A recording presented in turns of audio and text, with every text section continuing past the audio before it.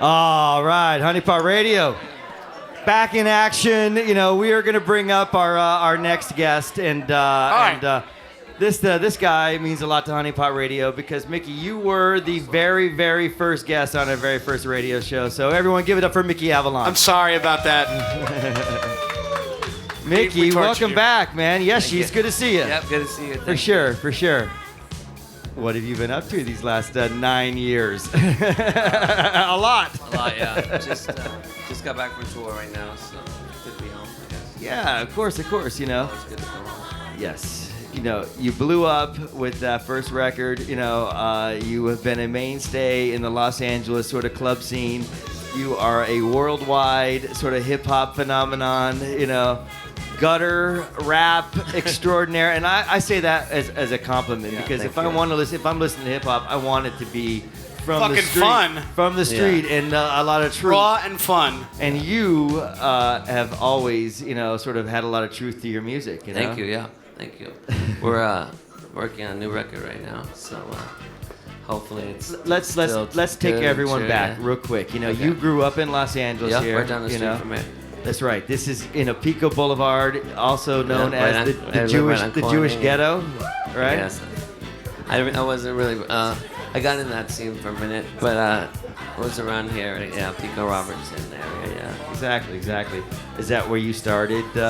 You know, sort of rapping. You know, what did? Yeah, I guess so. As like a teen, I mean, I did it for fun, kind of. When I heard rap music kind of came out, I was probably or when I heard it for the first time, probably like 11 or 12 teenage years. Mm-hmm. So just again, I lived out here, so I just kind of never thought it'd be anything I did seriously or anything. Yeah. What was the first song that you kind of remember as like, all right, what you know? The first song. What changed it from Van Halen to rap? Well, no, before rap, it was like more my dad's music, like country or blues. Yeah. You know, rockabilly, that type of deal. I think it just at that age, you know, a lot of stuff, and you kind of finally like it was just the first music I found on my own accord. And I think just at that age, like if I would have been a little older, it probably would have been punk rock. So it kind of just time and place, I guess. Sure. What was the first song that you wrote then, that you created that I ever remember as an artist? You know, was "Waiting to Die." Oh yeah, of course. I learned how. Here, I'm gonna take my jacket off. Take it off. Get comfortable. Hot tub. It's a hot tub party, right? I know. We turned up the jets. That's fun. Yeah. There you go. Well, it's funny. I never get nervous to perform or anything, but talking is hard. Just talk to us like it's the couch in your house with a really shitty light. Yeah. So yeah, no, I did that song. I had moved away. I got married and had a child, and I moved away, and then I moved back to California, to Los Angeles, and I learned how to use a computer, and learned like graphic design. Yeah. So I was helping this record label do like web design, and then I just made that song, and then made more. Yeah. They asked for some more, and you just kept doing it. I like some more. You're like, you started bringing a team members around you as an artist. You know, I know Kev was. Well, yeah, he was so that was like okay. So we made that song, and then we made a few more, and because you could make songs at home with Pro Tools, and you could have it on a CD really fast, and then so people heard them, and then Kev was working for a guy named Bino. Mm-hmm. So they heard the songs, and then they called me, and I thought he was fucking around with me. I thought it was actually my friend Simon, just messing around, because I hadn't given the songs to anybody, so I didn't know how anyone could have heard them. Yeah. And he was saying his name was Bino, which because his last name is Benveniste, so they call him Bino. But I know Bino is like you take it not to fart. Yeah. So I thought, so I'm like, that's really Great funny, joke name. You know? Oh yeah. Oh, you're So- naming yourself after that shit. Yeah. So he kept saying, no, I really like this, and then I finally figured out he wasn't joking, and then. He's like, I want you to come in and talk about being a manager. So, and Kevy kept work for him, and then that was just kind of the beginning of it. Of course. But, And you said Simon, you meant, is that Dirt Nasty? Yeah. Okay. Yeah, Simon Rex. Hooked up with Simon Rex. Hooked up with Andre Legacy. Hooked up with Cisco Adler. Yeah. And who am I missing? That's pretty much it, right? That's the dyslexic Beardo. speed reader. Beardo. Beardo, that's exactly Beardo. He was more honorary member. I don't know if he was officially in there, but And I feel like from that scene, it was like, White Star fades out, and then there's Mickey Avalon. It was like something thank really goodness, fresh. thank goodness. Well, you know what I'm saying, though, but like it was like that was like my transition in LA. Yeah, because when I would record at Cisco's, they would be doing. Lines of coke. Yeah, not Cisco, but doing a lot of stuff. That was pre-rehab for most of them. So they would be rehearsing and stuff. So yeah, that was kind of. But then Cisco's done a bunch of other stuff. Yeah, of course, since he's then, can't so. stop. He Yeah. can't stop. Swayze. And Cisco came he did on, that, he did the that. radio show and performed himself about Yeah, 3-4 so he's months always ago. Yeah. he's always. I'm actually going there tomorrow to we're recording. Like I said, we're doing my next record. He's one of the people I'm working with. Oh, so, nice. So the next 3 days is at his house. Full circle then. Yeah, pretty When's much. when do you have an expectation for that? Or you're just taking it chill and gonna make some music? I mean, I always try not to get too quick, but I mean, there's kind of like a You got a plan, I timeline? guess, kind of. I You mean, looking- it's more. I just got like new management and stuff. You looking and, for 2015 though? We're gonna hit it. I mean, I hope so. We're just trying to get like 3 songs and like Yeah. shop a deal. That's Exactly. I guess, full circle. Yeah. It's all about the single these days. You were part of the Interscope team for a while, and Yeah, and It's like there's early no- MySpace adopter, yeah. yeah. That was that. That was more. A lot of everything was just kind of just time. You just- know, if it would have been at any, like it just kind of fell together based on timing. Yeah. Because if it wouldn't have been at a time where you could make songs at your house, then it probably would have never happened. Because Sure. it really was like a fluke. Because if you say like, oh, I never meant for this to happen, but you had saved up a bunch of money and recorded a demo at a studio, and so you couldn't say like, oh, I Yeah. never meant for this to happen, because you would have been like, no, that's not true. You went for it. You saved the money and went, like, we never did anything. So if there wasn't Pro Tools and wasn't all that, Yeah. and Simon wasn't going out to the clubs and playing them there, and then it would have never happened. Yeah. Well, I'm glad I did. I mean, it's the best job I ever had. Still, so. I remember. Nice. I remember Pizza the shop. early shows. The early shows were fucking phenomenal. You had, I forget the girl's name. She had a little. She wore a dog collar. You had her on a leash. Incredible dancer. I hear there was a. My sister? There was a drug problem involved. With there was her. a- we did a What was lot. her name? Do you remember her name? Maya, maybe. Maya. The first blonde hair dancer. Yeah, Maya, yeah. Then we had like a tranny weightlifter. That was a great moment. I I remember like the big Roxy gig where you had the set where the bedroom, the little girl we did bedroom, that, and you yeah. came in through the window, Yeah. and and I tell you, going to a Mickey Avalon show. No, looking back, I mean, it was a lot of. You don't. As it's happening, it doesn't really seem like. Oh, you try to much, keep up with it, but, But looking back, I guess a lot's happened in that bit. Of It's still happening. and It's still happening. yeah. Exactly. So. There's a couple of records that I brought that I would love to play. Okay. I was going to sort of flash back on "So Rich, So Pretty," Okay. which is off the first record. Who did the beat to this? Was this Cisco? Nope, the that producer? was Sonny Levine. That's right. The great Sonny Levine. Yep, Sonny Levine, and that was. I mean, I guess it's pretty obvious, but that was just kind of like a joke on Hollywood, or I mean, I'm in the middle of the joke because I don't know. You can't make fun of like a room that you're in without including yourself. Of course, We yourself just- in it. Exactly. I mean, it was just kind of like that Paris Hilton time, and everything was like Yeah. that. So I just Yeah. thought that was funny. Like, Yeah. like you're in love with someone that like everything's wrong with. I was at the Dragonfly show, with Paris. Paris showed up, Is that when she got the DUI after that show? Maybe. I think I did. I think you did it. You did it. You caused it. But that was a fantastic night. All right, let's take everyone back, play a song here. We'll come back right after the track and talk more. But this is So Rich, So Pretty right here. Mickey Avalon. Yeah. Mickey Avalon. I like a girl with caked up makeup. In the sunshine, smoking cigarettes to pass the time. Who wakes up to bottom. Mickey Avalon, a fucking fantastic song. Still to this day, holds up. That's a party anthem. Yeah. Party anthem. I mean, the only problem about all right, when you write a bunch of songs and you don't really think about it too much, and then you just get, I don't know, luck or whatever, and then just Then some songs but stick. then at some point, then they're like trying to do it again, and it's not like you go, oh, I want to do it like that, but you're kind of like, I wish it would just trying to always recreate work that way, feeling in that you know what I moment. mean? Of course, Yeah. of course. So you have been playing shows lately. I know we were talking about the Sunset Strip Music Festival. You played at the Viper Room on Saturday. Packed out night, people going buck wild.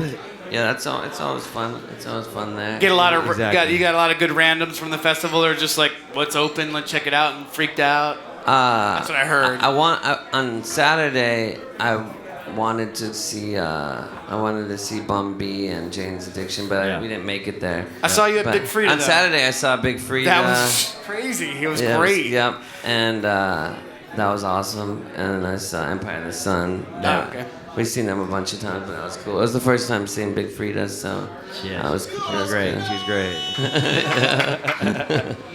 Of course.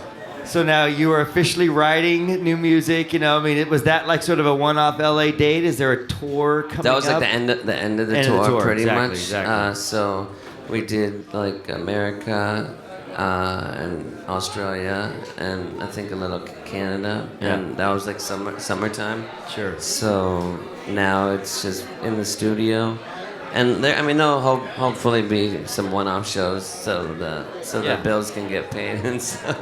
But course, that's like the end of the tour, I guess. Yeah. Now you have to save up for that record release. Yeah. Pretty much. Now it's intentional. Of course. Exactly. Focused. But I mean, I got like every single day in a different studio, and we've already done like seven new ones. So Should it be a double album? probably not. I mean, I always. One at a time. I mean, at the end of the day, the quality is the more important. But at the beginning, I think you could just do quantity and just get them all, and then see if any of them stick to the These wall. days, I feel like your record label is YouTube, and you have to put out one song at a time. Yeah, that's kind of the it's MO. like a fine line between putting stuff out and not wanting to put out. I mean, And then still, having and I don't mean machine from like a behind it. business, like don't saturate the market. I just mean like you want to keep it special a little bit. No doubt, And no I don't. doubt. I mean, I don't really care about selling the records so much because it's more about just the concert. And I mean, I don't care if people. You love burn the shit. stage. I You mean, like it is- making the money from the stage. Pretty much. I mean, that's just the way it's kind of always been See, for me. it's like joining the army. You see the world, but you really, Yeah, pretty much. So you're just making the record or shining your gun so you can get on tour. pretty much is how it works. Ends up working out. Nice.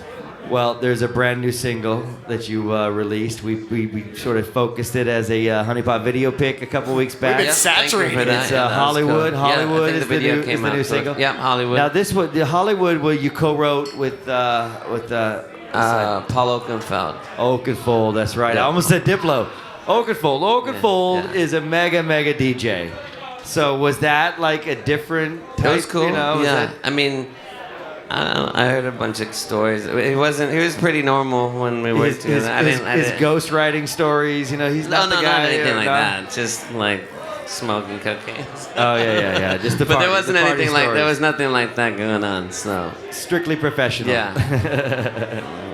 That's good. Now, when did this come out? Officially released. Probably not super brand new. Probably like maybe time goes by weird for me. It's Top of the- probably top either of the 6 months tour, or a year yeah. or something. I mean, it seems already like forever ago, but Yeah, it probably yeah. wasn't that long ago. Cool.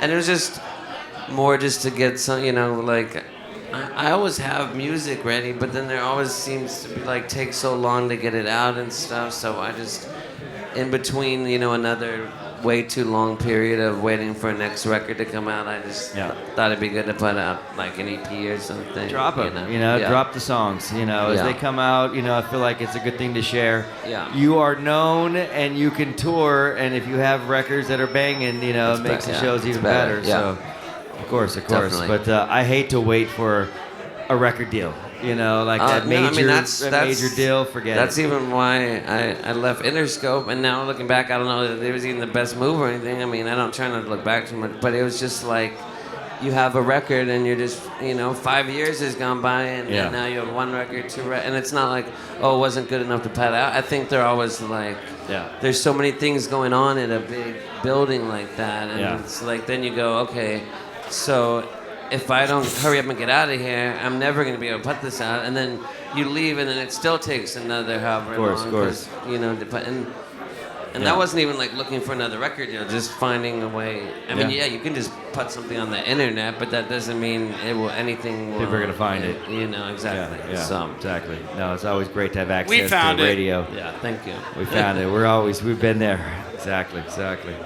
Well, let's play the new single here, and then we're going to come back and, Mickey's going to take the stage and play a couple songs live for us tonight. Yeah. Right? Don't tell anyone, because this is supposed to be interview only, No, they said I was allowed to play Two songs.